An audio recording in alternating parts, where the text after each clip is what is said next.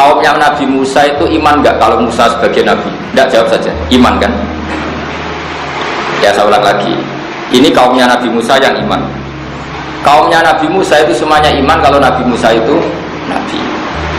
Ketika Nabi Musa memberi penjelasan detail tentang Baqarah, kan pertama Inna Allaha ya'murukum an tasbahu Baqarah, terus minta penjelasan mereka itu Baqarah yang apa? Dijawab la faridu wala dzikr. Terus warnanya apa? Innaha baqaratun safra.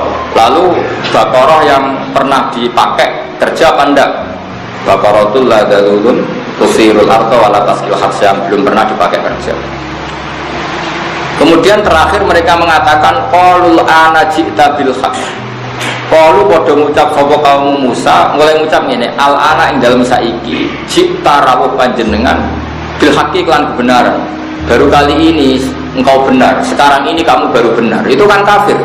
Berarti ma madho mim Musa itu tidak benar. Itu bahaya betul kalau dikatakan orang mukmin pada nabinya. Kan misalnya mengatakan ya Musa baru ini engkau benar, berarti di masa lalu salah, dan meyakini Nabi salah adalah kafir atau murtad. Maka seperti ini harus ditakdirkan. Semua tafsir menakdirkan qaulul ana ji'ta bil haqq bil haqqil wadih, apa? Bil haqqil wadih. Baru ini, sekarang ini baru engkau menjelaskan kebenaran secara gamblang. Artinya kemarin-kemarin engkau yang membawa hak tapi samar-samar. Sekarang jelas. Tanpa sifat al-wadih, maka kaum Musa menjadi kafir karena sama juga mengatakan kamu sekarang benar, dulu-dulu tidak benar. Makanya di sini harus ditakdirkan apa? Qalul ana ji'ta bil haqq ayil haqqil wadih. Itu lihat di semua tafsir seperti itu. Kalau ada mufassir tidak nafsirin nabai al-wadih, ya berarti orang mufassir, ya orang goblok tapi nulis. Bahaya.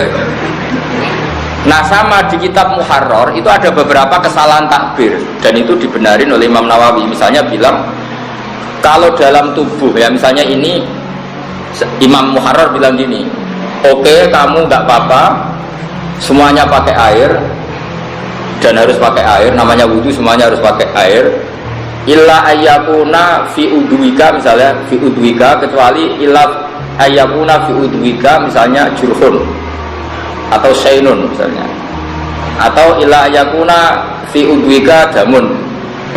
Nah khawatirnya Imam Nawawi kalau sekedar catu menjadikan orang boleh tayamum, kok nang catune mau pukul sidik. Nah atau misalnya gini, orang boleh tayamum kalau mengalami syainun, satu cacat, ternyata yang cacat ginjalnya. Nah makanya Imam Nawawi harus berkepentingan nambahi zahir, karena kalau yang cacat ginjal tidak ada hubungannya dengan tayamum, apalagi yang cacat otaknya stres atau sarafnya gitu. Nah atau yang cacat nasibnya gitu ya.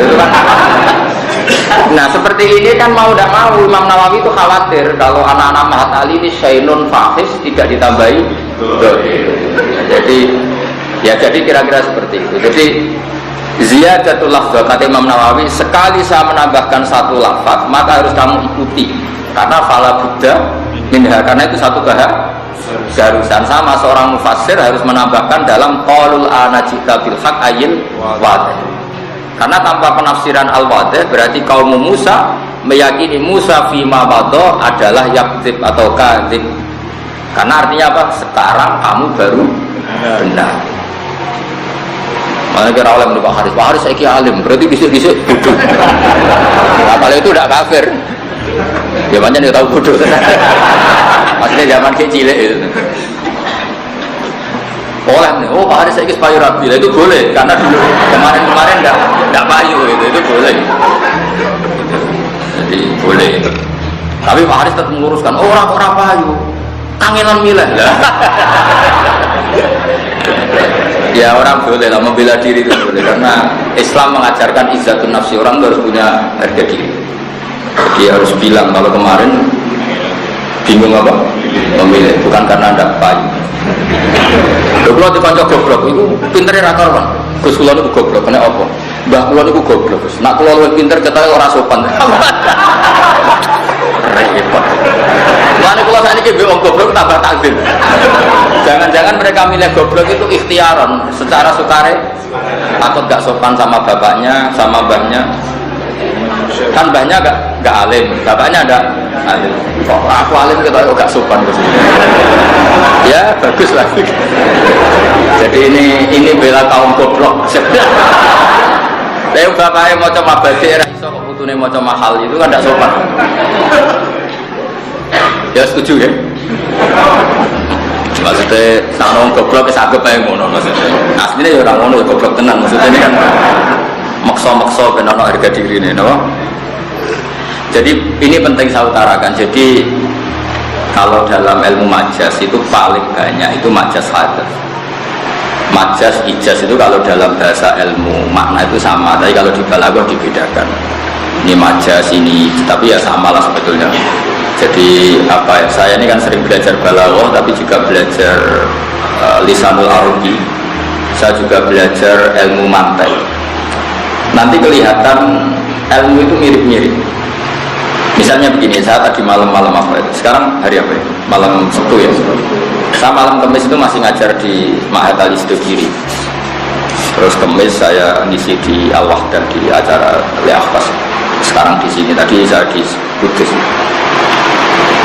Misalnya begini ya, orang seneng Quran ya, seneng Quran kajian dengan semua pondok Kudus, pondok kajian, seneng Quran itu kan fanatik wakaf karena diajarin oleh guru-gurunya. Sebetulnya wakaf itu memang satu keharusan. Cuma kelirunya kita, kadang anggap yang harus itu wakaf ya, sebetulnya bukan wakafnya yang harus itu. Yang harus itu kepastian makna, yang perangkat lunaknya mau tidak mau kita punya istilah, terus kita istilahkan wakaf. Sebetulnya kalau dalam disiplin ilmu balaghah itu namanya fasl. Ya, di balaghah ada kitabul fasli wal wasli.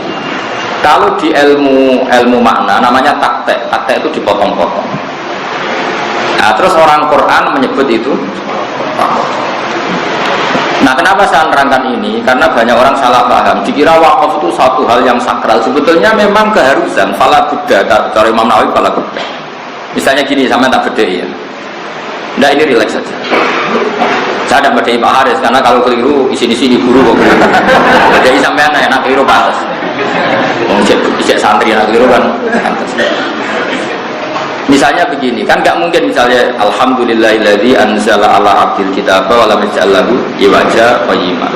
Coba kalau kamu baca langsung tuh maknanya begini, walam yaj'al lan ora gawe sapa Allah lagu maring Quran, ora digawe iwajan ing bengkok. Qayyiman ya ora digawe ing jejeg. Karena kalau dibaca langsung itu ada tasallutul amil alal ma'mul. Berarti lam yaj'al juga mengamali lafaz qayyiman. Berarti Allah ora gawe Quran, ya ora gawe bengkong, ya ora gawe jejeg. Itu kan kafir betul. Maka harus ditaktek. Ditaktek itu dipotong. Nah, orang tajwid menamakan itu sakta. Liyane asim itu wakaf. Sebenarnya sakta sama wakaf itu sama persis. Wong tajwid itu sing ngotot, nah bukan jenis sakta, nah bukan jenis wakaf. Itu kan wong tajwid saja. Sebetulnya kalau orang makna itu kepentingannya hanya satu. Dan Allah tidak menjadikan Quran itu bengkok, berhenti. Orang mutakalim ngambil nafas atau tidak bengkok itu maknanya qayyimah, jejeg. Karena orang itu kalau ditaktek itu pasti paham. Misalnya saya ngomong ke Haris gini, Haris kamu jangan beli bandeng di Pati. Terus saya jeda, juana. Maksudnya jangan beli di Pati tapi di. Kalau ngomong saya tak taktek loh, tak jeda. Haris kamu jangan Rabi Zainab. Terus saya jeda Sri, maksudnya ngerabi Sri. Tapi kalau langsung jangan Rabi Zainab, Sri, Martia dan sebagainya itu semuanya masuk dilarang, apa? Tapi kalau jangan Rabi Zainab terus jeda Sri. Nah, kira-kira seperti itu. Jadi untuk memastikan tidak tasallutul amil yaitu walam yaj'al qayyima adalah harus ditaktek. Jadi walam yaj'al lahu iwaja. Quran tidak dibikin bengkok terus jeda. Maknanya enggak bengkok adalah qayyima. Apa? Jejeg. Maknanya orang Arabi Sri, orang Arabi Zainab, maknanya Arabi ini kalau jeda. Sekali enggak jeda, ini ada tasallut. Jangan Rabi Zainab, Sri, Martia, apa? Itu mesti semuanya jangan. Lalu mulai kok raro semangat talibah, malah takut. Kenapa kok sakta? Mbah jari guruku ya sakta. Pokoknya ngono. goyong rada di mata. Jadi nanti wisuda Anda itu menjadi haram kalau tidak pahami. Tapi nak pahami ya rada halal loh. Di sini wong. Nah, begitu juga di surat Yasin. Karena qail awal itu bukan qail sani. Qail awal adalah mustafhim, orang yang tanya. Qail sani itu mujawab, orang yang jawab. Solusinya gimana? Ya ditaktek. Misalnya qalu ya wailana man ba'atsana mim marqadina. Harus ditaktek. Ketika orang bangkit dari kubur terus tangi. Lho sing nangekno aku iku sapa? Man ba'atsana mim marqadina. Sing nangekno aku iku sapa? Siapa yang membangkitkan kami? Terus Allah menjawab lewat malaikat, hadza ma wa'adar rahman. Kamu dibangkitkan ini sesuai janji Allah yang Maha Rahman. Tentu yang mengatakan pertama adalah sa'il, mustafhim, orang yang tanya. Tentu orang tanya itu tidak yang jawab. Maka supaya tidak jadi makalu kaulnya satu orang, ditaktek. Jadi mam ba'atsana mim marqadina, sing nangekno aku sapa, terus dijawab